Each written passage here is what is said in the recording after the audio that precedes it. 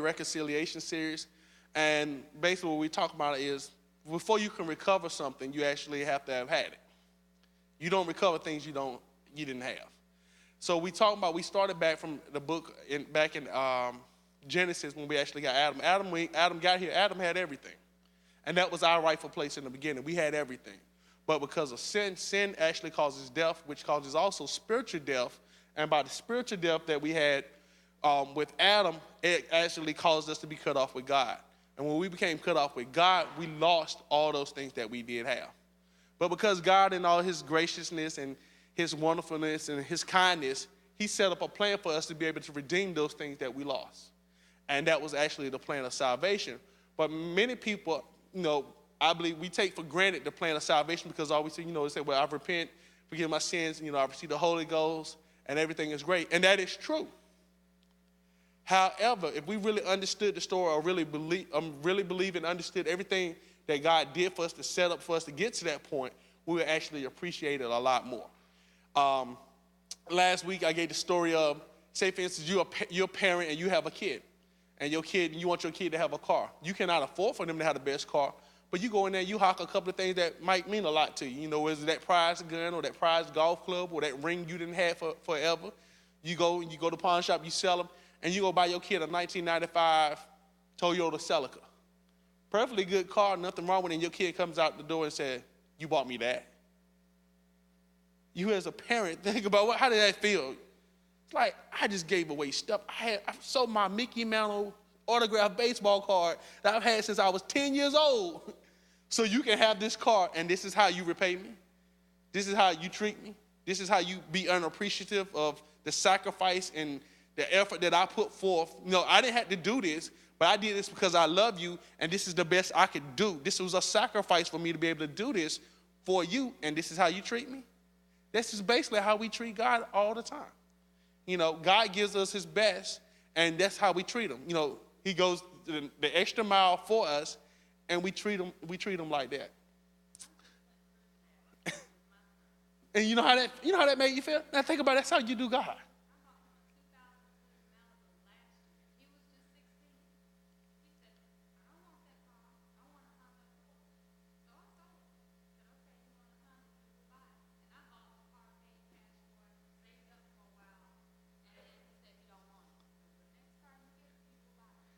Now you think about God, but that's a metaphor in here. So that's one I give because I know people can relate to. But you think about it, that's how we do God all the time. But he said, okay, you can have anything you want, but just keep my commandments. Said I never seen the righteous forsaken nor a seed begging for bread. He said I was going to take care of you, but just keep my commandments. Adam, you can walk around there, you can eat of anything in the garden, just don't touch that tree. Everything is laid before your feet. You don't have to work for anything. All you have to do is come talk to me in the cool of the day. Heck, you ain't got to even put on clothes. Just don't touch this tree. But that whole plan, since we did touch that tree, but he's good to us, he set up a plan of redemption. So remember, the wages of sin, the Bible said the wages of sin is death. Sin actually pays in payments. And when it's fully paid, there's death. Certain. No question about it. Because when sin comes, something has to die. There's a shedding of blood. There has to be a shedding of blood for the atonement of sin, meaning the removal of sin. So what God did, actually, instead of allowing us to die, he allowed us to have the substitute. And the substitute came in the form, if you read in the Old Testament, where they talking about they were killing lambs and goats and bullocks and turtle doves. Those animals had to have special qualifications to actually even die to even count for your sin. So basically, Tim, every time you did something wrong, they had to go kill a dove for you. So an innocent animal lost his life, but it wasn't just any old dove. Now, if I own doves or I own pigeons or whatever the case may be, say, for instance, I own lambs, it would be nothing for me to give the lamb that came out the womb lame, that one I knew was already sick. It was just a matter of time it was going to die anyway. I couldn't sell it at the market. So what good was that to me? I just give you that. No, that God didn't ask for that. He asked for the best of the best. I often refer to people, and I tell people, and say, for instance, like, when you ever seen those dog shows that come on TV? You know how all those dogs are like the top of their breed? That's the one he wants. Really, he wants your stud, so to speak, or your prize animal. Why? Because that's a sacrifice for you.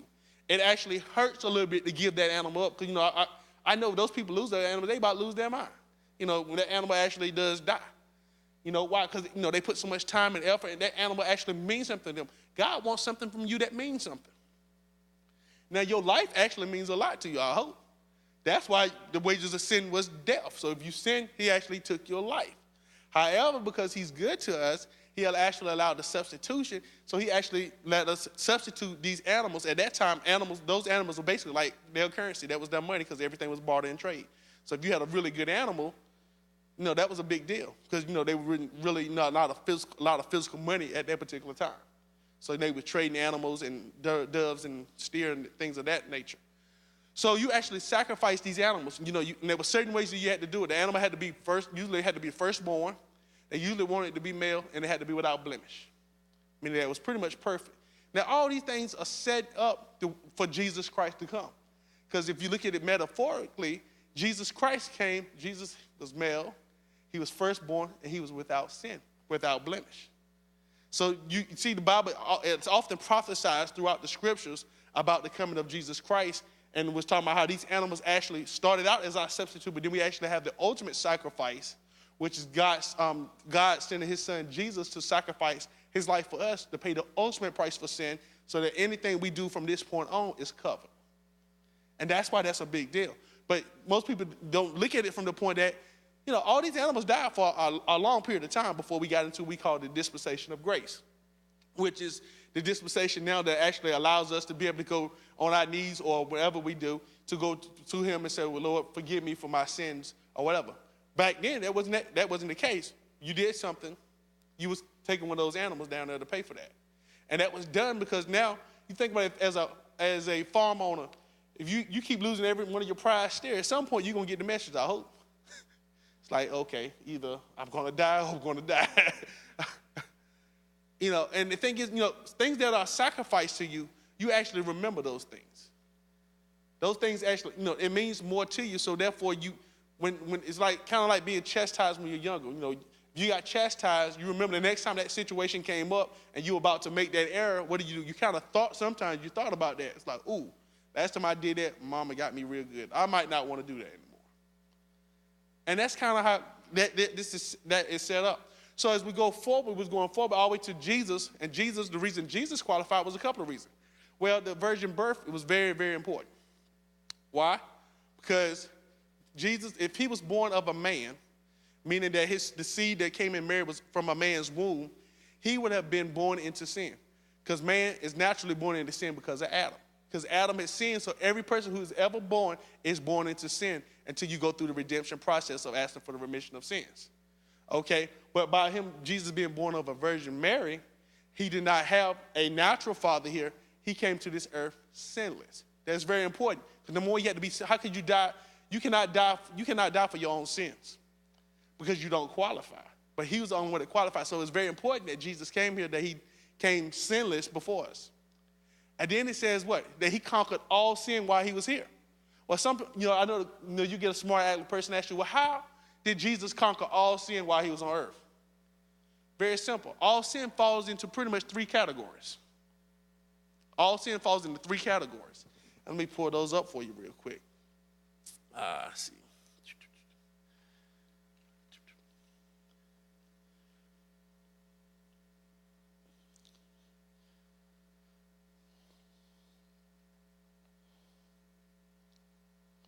All right, and all sin falls into three categories. From these three temptations did all sin come from?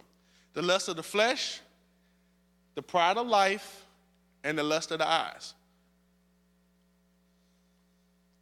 So when we talk about the lust of the flesh, the lust of the flesh is the temptation to secure the supply of our natural needs by illegitimate means. It's the temptation to secure the supply of our natural needs by illegitimate needs. What do you mean by that? Well, remember Jesus was out in the wilderness for those 40 years. Those 40 days he was fasting, right? So he had these three temptations come to him. The first one, what did the devil ask him to do? He said, why don't you turn these stones into bread? Legitimate need. Remember, he's been fasting for 40 days. He's probably quite hungry at this point. The body legitimately needs food to survive, right? Legitimate need. But for him to actually take something that was not that and actually turn it into, he had the power to do it.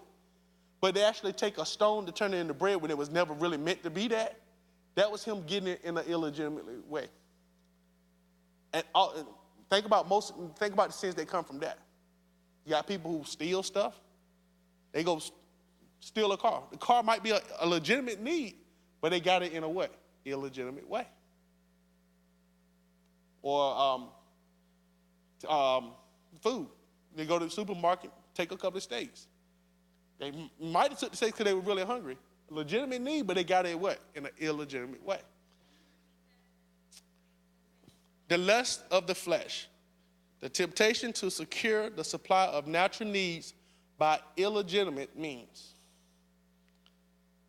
So it's a whole group of things you can think of that fit under there. And from these three, I'm telling you, everything you ever going to deal with is going to fall one way under these three. The next one was the pride of life.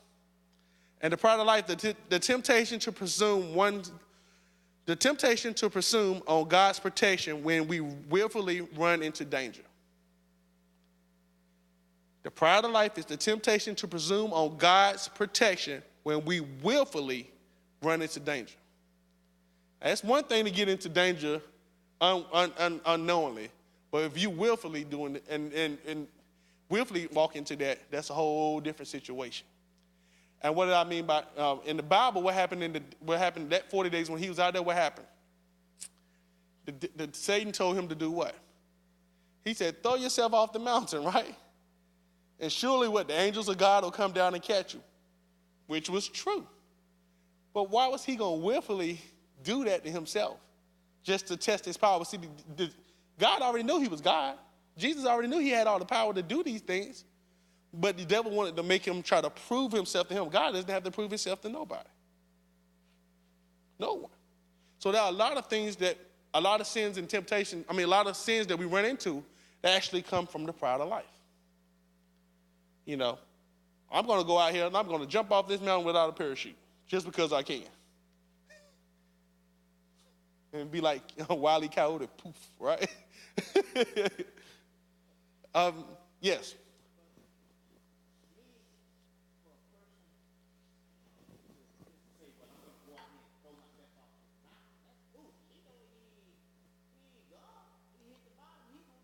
Right, and that's why that's usually a pride issue, right? Oh, look at me, I can do this. Right? Some people see it, as a fool. And you'd be surprised how many people walk around here and do some things like that. Mm-hmm.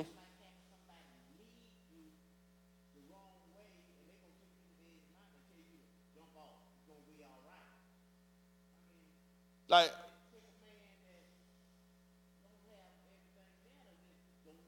well, I'm gonna give you a better example. I'm going to a bar, and I know that they're prone to do things that I shouldn't be in. But I willfully put myself in that situation. I know that before I leave now. That's one thing it says unwillingly, right? But I know that before I leave that this is what usually happens there. And I willfully put myself in that situation that I'm asking God to protect me.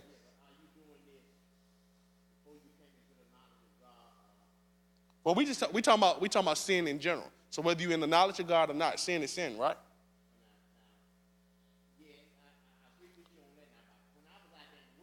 You didn't know you were sinning. Right, I agree. You didn't know you were sinning, but sin is sin, whether I do it or somebody in the world do it.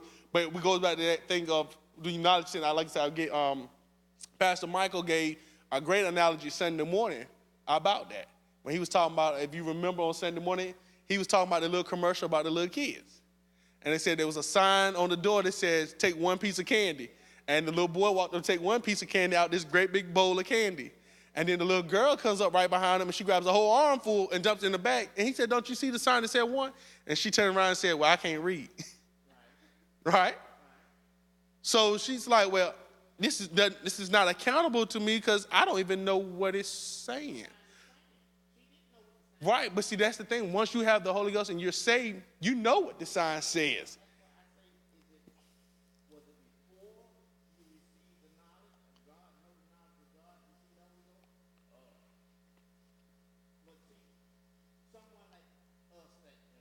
Mm-hmm.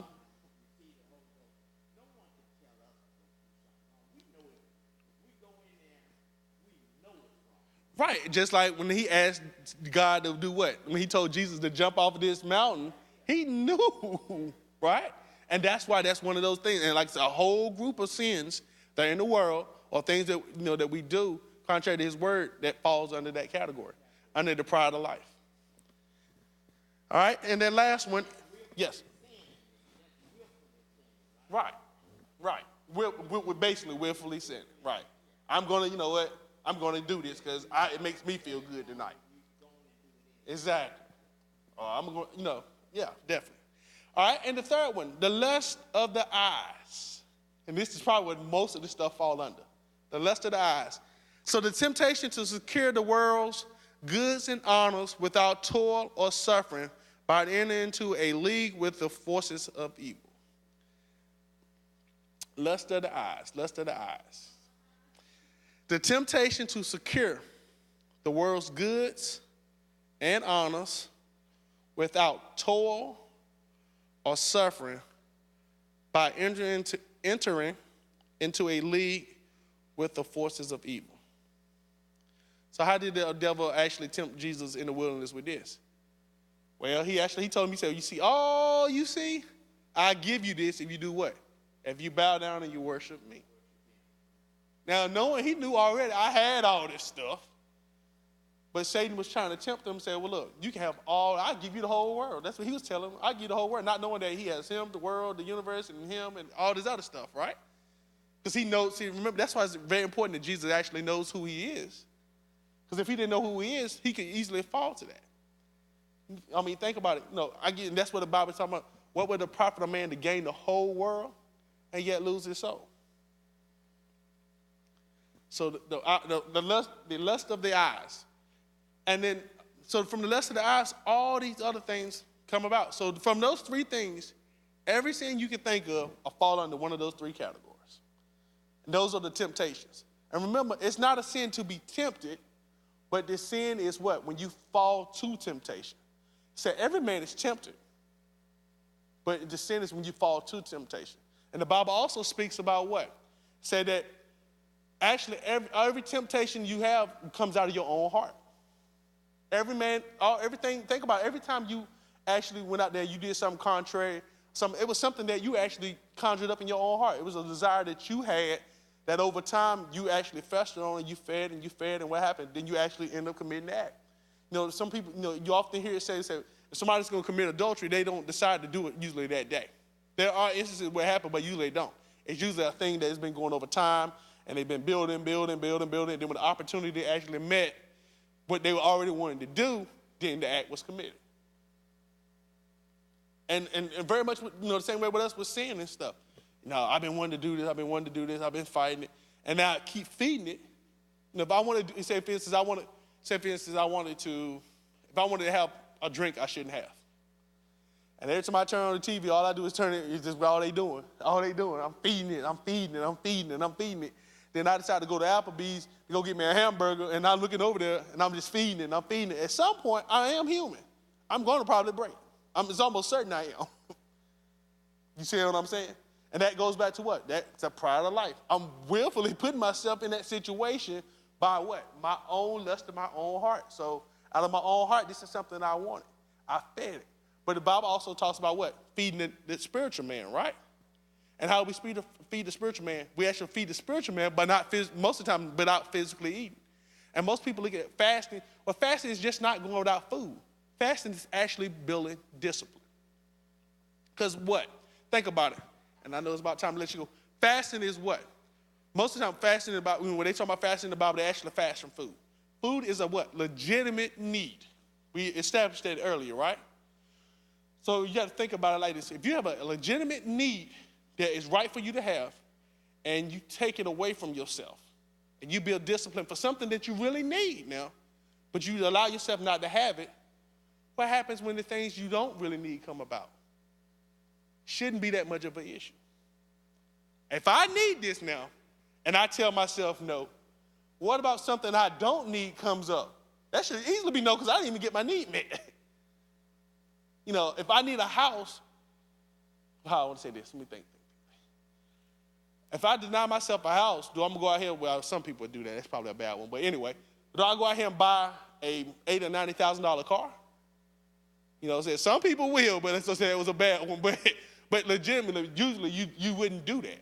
Because that's not, that's a desire. But this is a need. I actually need shelter. So if I can deny myself from getting the shelter, well, certainly it should be a lot easier for me to deny myself from wanting to have the car right now until I get the shelter taken care of. And that's what fasting actually builds. It builds discipline in us, spiritual discipline, physical discipline in us. And it works. I'll tell you this story and I'll let it go. Some of you who have been here a while, this is not 2 years ago, I went on a 40-day fast. I didn't do nothing. I didn't eat anything. I didn't eat anything for 40 days. All I did was drink water. And those who have been here, y'all saw that weight fall off me. I lost like 40 pounds in like 35 days, was it? And I actually wrote a book about it. It's out. Shameless plug. Book is out there. And I went on a fast for 40 days. There were some things that I needed God to work on in my life and some things I wanted him to do for my family and my church family here. And those, have been here, this church went through pretty much a metamorphosis in the last year or two. And actually, God has showed me some things coming.